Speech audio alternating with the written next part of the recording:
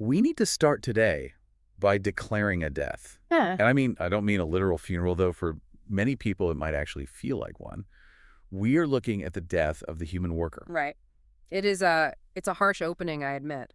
But it is the only honest place to start given the stack of documents we're analyzing today. Because for decades, really for centuries, the economic equation was just incredibly simple. You trade your linear time for linear output. You grind, you sweat, you clock in, and you get paid. The era of the hustle. Exactly, the hustle. But according to the research we're diving into today, that model isn't just dying. It is already a corpse. It has been rendered completely obsolete by the arrival of a new economic species. And they call it the Sovereign Orchestrator. And to be clear here, this isn't just the standard conversation about AI taking jobs or automation. It is about a fundamental shift in how value is generated. If you were listening to this right now and you are still operating on the logic of who you were yesterday. Meaning trying to trade personal effort for value. Right. If you are doing that, you are already obsolete. The shift we are breaking down today is the exact point where the individual stops being the laborer and becomes the commander of an external machine. And the really terrifying part is that the limit on that machine isn't the market. It isn't the technology or the macro economy. No, the limit is the internal firmware of the commander. So that is exactly what we are unpacking. We have this deep dive into a protocol titled The Mirror in the Machine, 7 Days to Sovereign Mastery. And it reads less like a self-help book and more like a technical manual for refactoring the human mind to interface with a billion-dollar entity. A literal engineering schematic. Right. And the very first thing it attacks, quite aggressively, is the willpower fallacy. This is where I think most people get tripped up immediately. We are raised on this idea of grit, the Protestant work ethic, right? If you want a billion-dollar outcome, you just need to grit your teeth, they push harder. But the source material, specifically Day One, the blueprint of the billionaire self, argues that willpower is actually a failed strategy. Which sounds completely counterintuitive. If I want to build a unicorn company or dominate my field, don't I need massive willpower? You need drive, yes. But willpower is usually what we use when we are fighting against ourselves. Yeah. Willpower tries to override the system. This protocol argues you don't override the system, you reprogram it. It brings up this concept of the self-image. Now, usually when I hear self-image, I think of vague affirmations or about confidence issues, but the text defines it as a literal governor on a machine. Think of a thermostat in your house. That is a governor.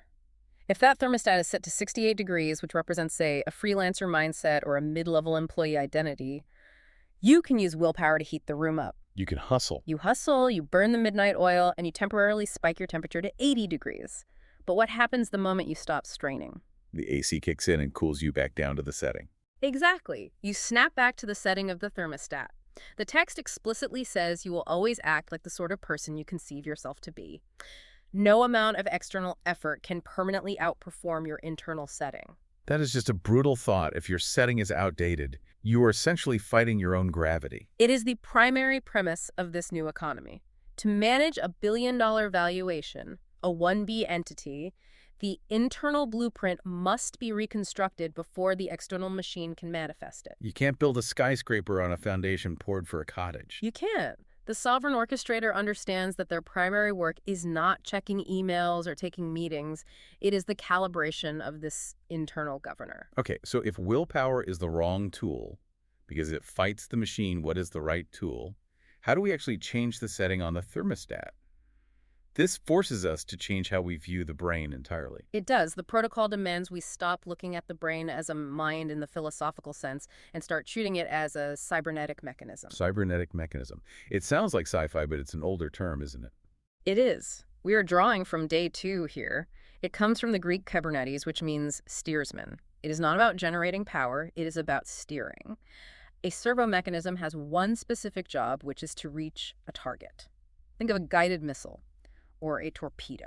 And this creates a very strict division of labor, right? Because I think this is where a lot of listeners get confused. We try to do everything. Correct. The protocol is ruthless here. The human orchestrator, the conscious you, has only one function: to provide the target, the end result, the teleology. The machine, which includes your subconscious nervous system, and now in this era, your army of AI agents, supplies the means whereby. The means whereby. I love that phrasing. It implies that the how is not the orchestrator's problem. It is not only not your problem, it is a massive liability if you meddle with it. The text emphasizes that the cybernetic mechanism is completely neutral, it is cold, It does not care if you succeed or fail. It just executes. Right, if you feed it a clear target of $1 billion valuation, it hunts for the patterns to make that real. But, and here is the danger, if you feed it vague anxieties, fears of failure, or images of poverty, it treats those as the target. It operates as a failure mechanism with equal efficiency. It will guide you perfectly to bankruptcy if that is the target you dwell on. It doesn't judge the target, it just executes the coordinate. This connects directly to what the source calls the Lanzarote application and the concept of agentic command. We're talking about leading an army of AI agents now. Yeah. These aren't just software scripts, they're force multipliers. But they are entirely useless if the command is bad, if the orchestrator is vague, if they are suffering from what the text calls purpose tremor, the external AI agent's jam, they cannot execute. Purpose tremor. That is a visceral way to put it. Think about the vision of the solo unicorn, a one-person, billion-dollar company. That relies completely on information asymmetry, where the human provides the teleological target and the AI supplies the means. But if the internal mechanism of the human doesn't recognize the target as real, the commands sent to the AI will be weak or contradictory. You can't code a billion-dollar company if your internal thermostat is set to struggling startup. You literally cannot. So how do we make the target real before it actually happens? How do we program this cybernetic mechanism so we aren't sending mixed signals? This brings us to day 3, the laboratory of the mind.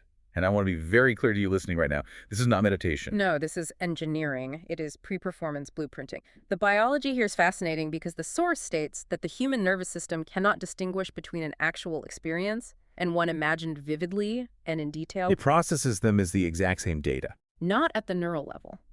If you vividly imagine biting into a lemon, the texture, the sourness, the saliva, your body reacts physically. The same applies to complex strategic skills or identities. So this is where synthetic memories come in. Yes. The protocol prescribes a 0530 insight phase. You aren't sitting there just wishing for success. You are rehearsing the reality of the sovereign entity. The 1B scale, the decisions you're making, the posture you hold, even sensory details. Down to the smell of the coffee in your new office, you are literally building new neural pathways. You are installing synthetic memories of success into the firmware. You are tricking the mechanism into believing it has already happened. You are calibrating the governor. You are making the billion-dollar reality the normal setting on the thermostat. So when you step into the actual market, your nervous system isn't panicking. It is just executing a program it has run 1,000 times in the laboratory of the mind. It feels natural. But there is a blockage for most people here, a firewall in the brain. The source calls it rational lies.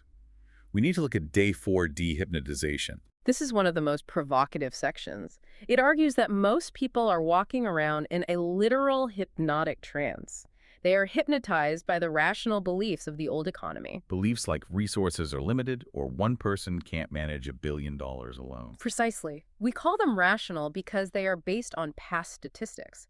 Statistically, most startups fail. Statistically, you need 500 employees to reach this revenue. But for the Sovereign Orchestrator, these are rational lies. They are hypnotic suggestions that limit the area of the possible. It reminds me of the 4-minute mile.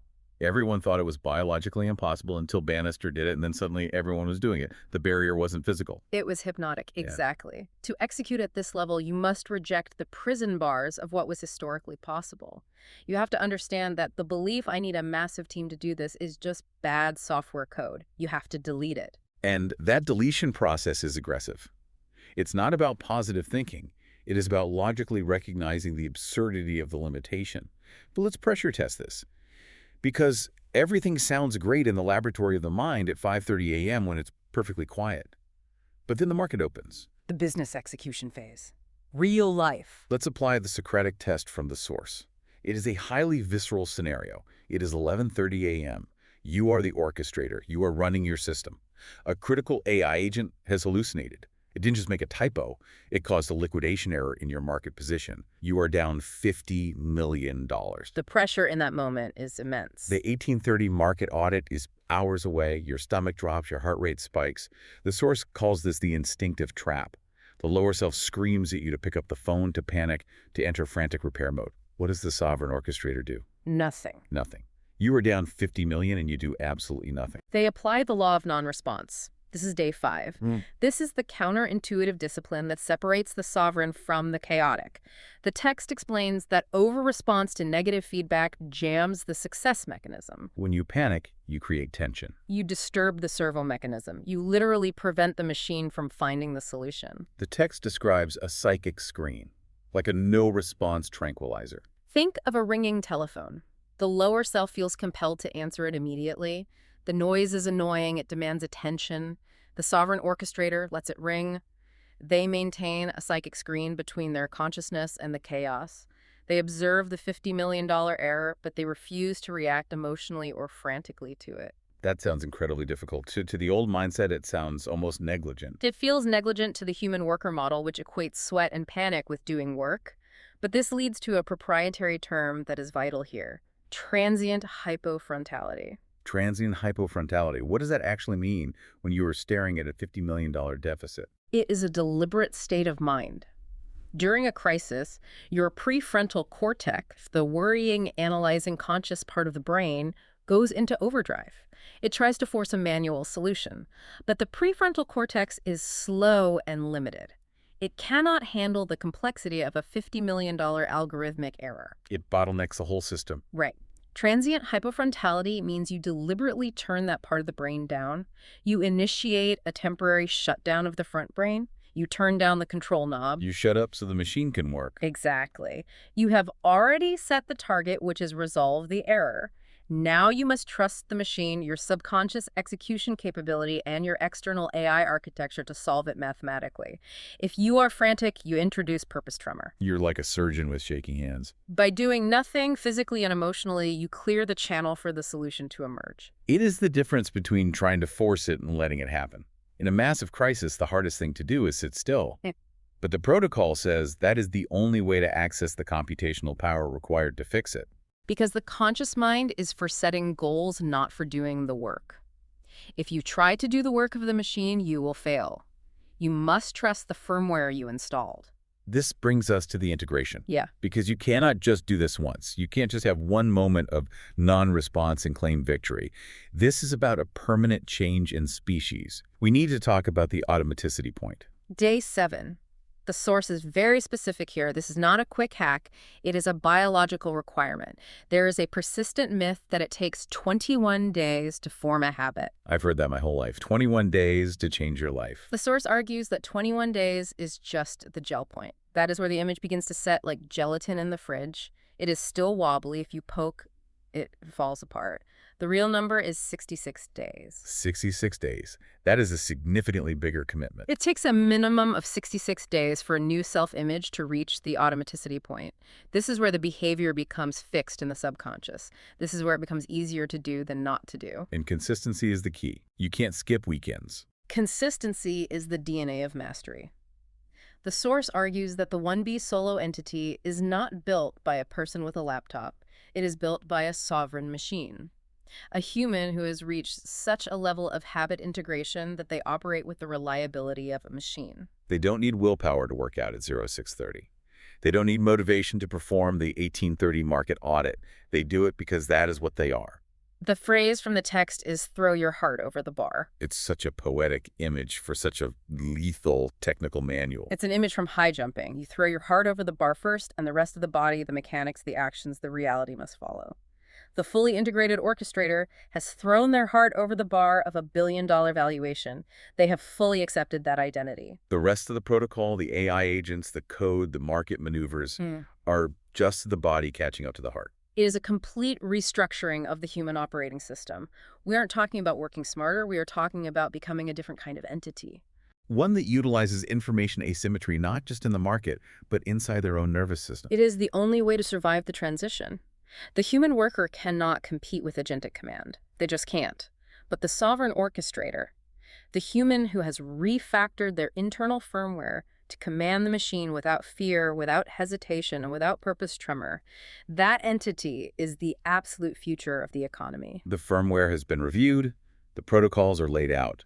From the laboratory of the mind, where we build the synthetic memories, to the law of non-response, where we survive the crisis, the challenge now lies with you. You have the blueprint. The execution is mandatory. Before we sign off, there is one last thought to leave you with, a final provocation for your next market audit. If the machine is perfect, if the cybernetic mechanism always hits the target you give it, and yet your feedback from the market is negative, if you are failing, do not look at the machine, do not blame the AI. You must ask yourself, did I change the machine, or did I simply feed it the wrong target? The deep dive is complete.